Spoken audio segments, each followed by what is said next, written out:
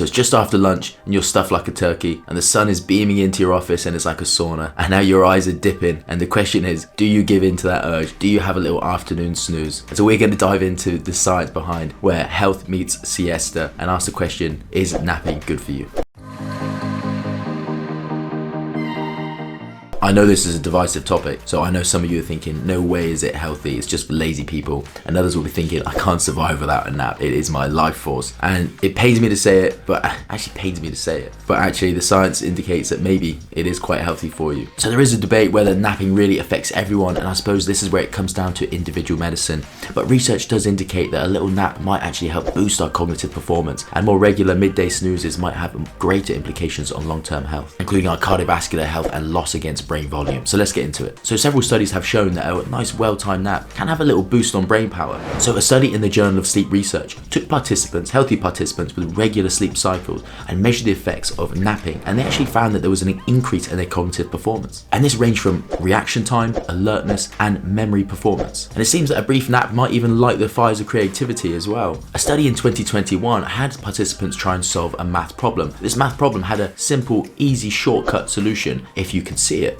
And what they did was they had some participants nap beforehand, and they found that even if just getting light sleep, only even 30 seconds, they were 2.7 times more likely to solve this riddle. But interestingly, having a longer, deeper sleep was associated with a worsening in cognitive performance. In other words, there appears to be a sweet spot in mental relaxation in helping pave the way for eureka moments. It's like being in pajamas and just churning out good ideas. But we know that napping seems to be most beneficial for those who are in a sleep debt, i.e. they've been spending energy tokens and not recovering. Night shift warriors, new parents, noisy neighbors, all these people who have fragmented, poor sleep, not getting enough, these are the people who napping might benefit the most. A 2014 research review found that those night shift workers, if they could squeeze in a tiny little nap during work, don't let the boss catch you, then it was associated with reduced sleepiness and increased overall performance, even if when awaking from that sleep they felt a bit groggy at the time. Now this is something called sleep inertia. With sleep inertia, it's all about timing. Natalie Dautovich is a psychologist and a fellow at the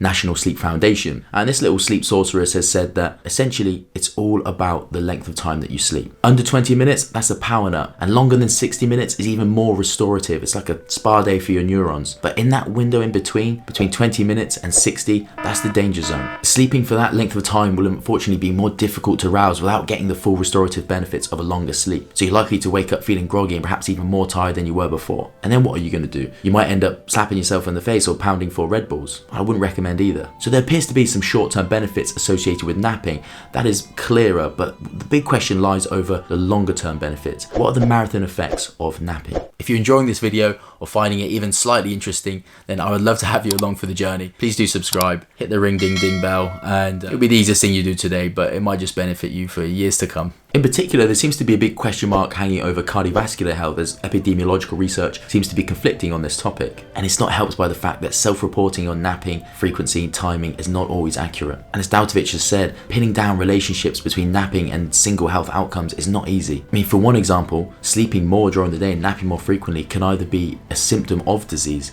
and yet at the same time may be restorative. It is not a cause of these conditions, but rather a consequence. For example, a 2021 study in the Journal of Alzheimer's and Dementia found that older adults who napped longer more frequently had a greater association with Alzheimer's, but equally, Alzheimer's also led to having longer and more frequent naps. So go figure. A 2017 research study that looked into the long-term health implications of napping found that it was associated with reduced cardiovascular risk and reduced deaths from cardiovascular causes. So short naps may lower your blood pressure and heart rate, as well as reduce certain stress hormones, all of which amounting to a healthier cardiovascular system. In other studies, they found that in adults over 65, that having longer naps of an hour or more might be associated with higher cardiovascular risk. But again, this could be a symptom of early disease. And what about the brain? These nap aficionados who say they need nap, is their beauty sleep, is what keeps them young. Well, maybe there is some science behind that. In a study in the University of College London used the UK Biobank, which is a database of the genetic and health information on 500,000 people. And what they found was that those who had a genetic variation that perhaps made them more likely to nap and had a greater tendency to nap actually had greater brain volumes. See, all brains lose volume over time, but we know accelerated loss of volume is associated with things like Alzheimer's, dementia, sleep apnea, and raised cortisol levels. But taking a regular regular nap was equivalent of saving yourself between 2.6 and 6.5 years of brain loss aging. Now, not everyone is cut out for napping, and there are plenty of other healthy things that you can do to fill 30 minutes: meditating, going for a walk, watching some of my videos. So if you are someone who naps regularly, then perhaps you can reassure yourself that it is a healthy habit and not a sign of sloth. And for someone else who doesn't nap but is curious and willing to give it a go, then of course, schedule permitting, you might want to then try and introduce it and see what the effects on your life are. And as I said, I'd recommend doing either sub 20 or longer than 60. Sub 20 is an easier thing to work into your schedule. So this little afternoon dose might just be your secret ingredient, a little